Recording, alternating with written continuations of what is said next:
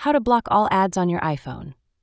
Hey guys, in today's video, I'm going to show you how to block all ads on your iPhone without installing any third-party apps. So make sure to watch this video till the end and let's get started. First things first, iPhones are already designed with privacy in mind. iOS blocks many trackers by default and limits how apps and websites can target you with ads. Go to Settings, scroll down, and tap on Privacy and Security. Now scroll down a bit and tap on Apple Advertising.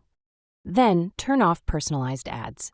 This reduces the amount of targeted ads you see across Apple apps. Next, head back to Settings. Scroll down and tap on Apps. From the list of apps, scroll through and find the Safari.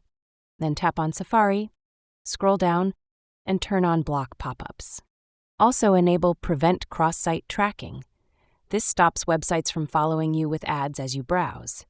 So, while iPhones are already secure, using these settings helps block even more ads and gives you a cleaner, faster browsing experience. If you found this video helpful, don't forget to like, subscribe, and drop your questions in the comments. Thanks for watching, and I'll see you in the next one.